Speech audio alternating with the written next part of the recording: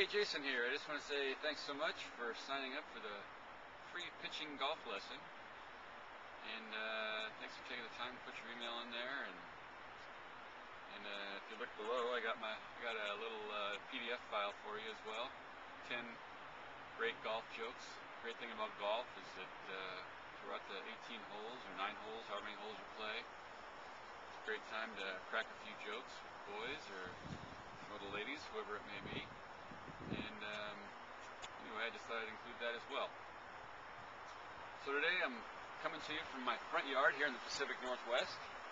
And that right there is the oak tree, 40 yards away from us, that I hit to every chance I get. And that's going to be one of the lessons that I'm teaching you today.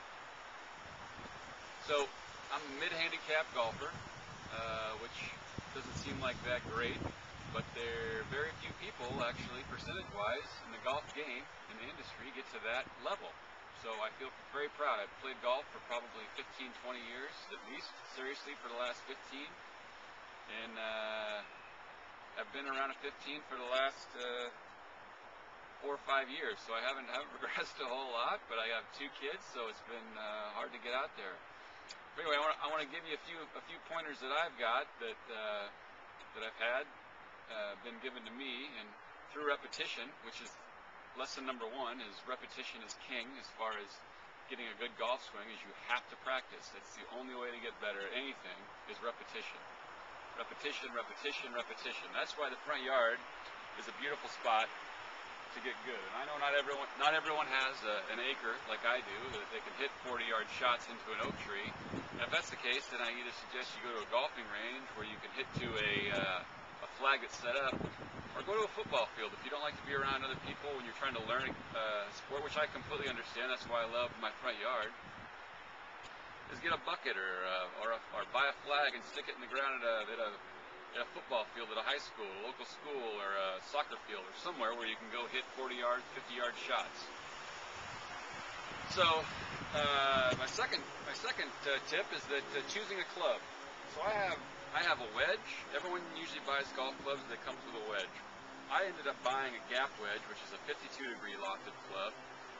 A wedge, which I believe is a 48-degree, 48 degree. And then I have this is my 40-yard club, which is a 60-degree called a lob wedge.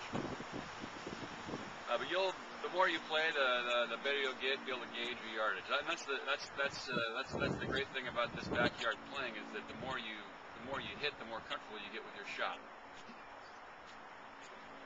So tip number 1, tension. No tension. Golf, tension in anything is bad. You know, it's tension in relationships. That's not good. Tension with your friends. That's no fun.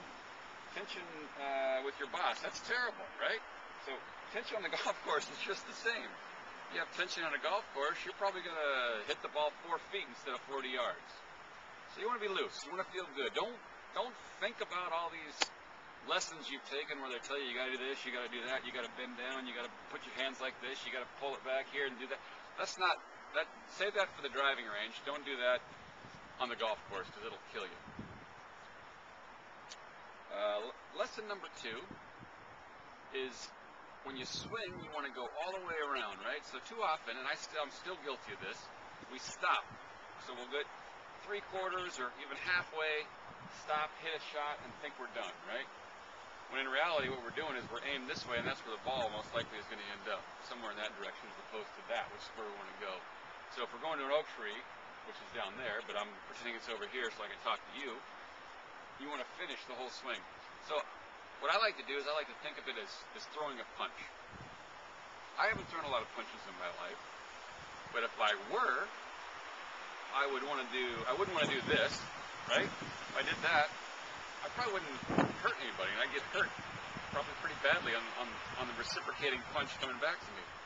So what I would suggest is when you're like a golf swing, you want to think of it like a punch. If you're going to punch somebody, you're going to want to turn your whole body into it, right? Boom, like that. Boom, like that. That's your golf swing. Same thing. Have the same visual as throwing the punch. Throwing the punch. Throwing the punch. I mean, do it a few times with the club. Boom. Boom. And then drop it down. throwing the punch, clearing the hips. You want to clear the hips. Keep in. That's tip number 2. Tip number 3 is pace. You don't want to go back fast and through slow. You want to do the whole thing in one nice bang. I like to sing a song. Mine is T for 2. Yours can be anything. So I would do T for 2 and 2. There, you also get a singing lesson here with your pitching lesson. But T for 2. So you don't want to go too fast, too slow. You want to keep a nice, even, steady pace. Here and through. Here and through. So let's hit one down in my favorite tree. So the beauty of the backyard is that it's comfortable. There's no one here, and I'm able to do this as many times as I want. Walk back, walk down to the tree. I mean, there's a tree right here that you can't see, and that's 40 yards away. So once I get down there, I'm heading back to this tree 40 yards, back to this tree 40 yards. And then when I get on the golf course, when I'm 50 yards out, I know I got to go 10 yards farther than my oak tree or my madrona. So what it does is it gives me a reference point every time on the golf course. So when I have this club in my hand, I feel very comfortable. And I wouldn't call this a tip, but, well, yeah, let's call it a tip. Tip number 4. If you swing this club the way I'm showing you, it applies to every club in your bag. You can swing every club in your bag the same way. You want to do the punch where you're finishing. You want to be tension-free. No one likes tension, right? No one likes tension. And then you also want to you want to have that good pace. If you don't have that pace, you're not going to have a good. You're gonna struggle on the golf course. So let's give it a try. Let's try to apply what I'm trying to teach.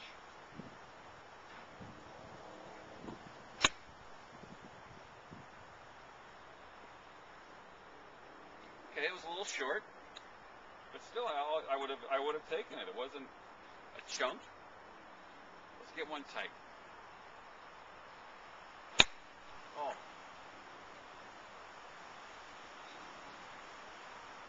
that was a good one. From the Northwest, Jason. Thank you. Signing off.